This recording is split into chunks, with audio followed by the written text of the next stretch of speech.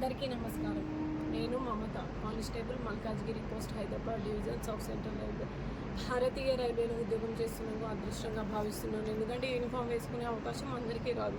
RPF కానిస్టేబుల్గా నా కర్తవ్యం railway భద్రత, రైల్వే ఆస్తుల రక్షణ, ప్రయాణికుల భద్రత.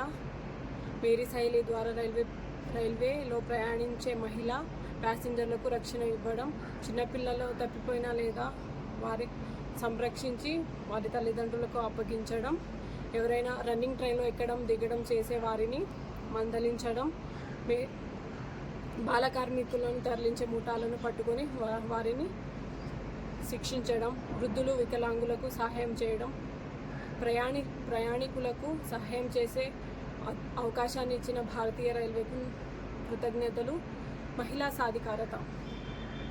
స్త్రీ లేకపోతే జననం లేదు, స్త్రీ లేకపోతే గమనం లేదు, స్త్రీ లేకపోతే సృష్టిలో జీవం లేదు, స్త్రీ లేకపోతే అసలు ఈ సృష్టే లేదు.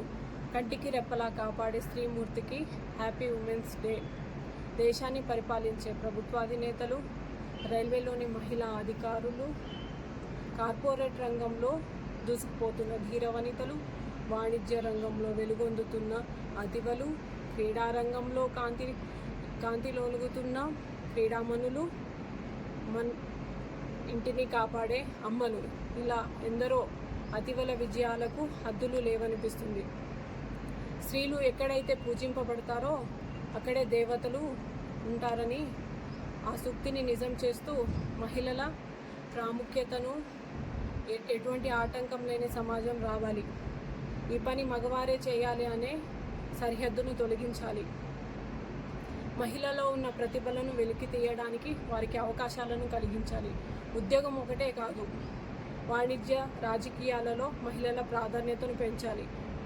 గృహిణి నుండి కుటుంబ బాధ్యతల కోసం కష్టపడే మహిళలకు అవకాశం కలిగించాలి. ఇవన్నీ చేస్తే మహిళా సాధికారత 100కు 100% పూర్తవుతుంది. ఝాన్సీ లక్ష్మీబాయి, రుద్రమాదేవి, చందా కోచర్, మేరీ కోమ్, ద్రౌపది ముర్ము, ఆర్థిక మంత్రి ఇలాంటి ఎంతోమంది గొప్ప అతివలను ఆదర్శంగా తీసుకొని నేటి తరం స్త్రీలు విజయాలను అందుకోవాలని కోరుకుంటూ అందరికీ అంతర్జాతీయ మహిళా దినోత్సవ శుభాకాంక్షలు. ఈ అవకాశం భారతీయ రైల్వేలో నేను కూడా భాగమైనందుకు చాలా గర్వపడుతున్నాను. జై హింద్.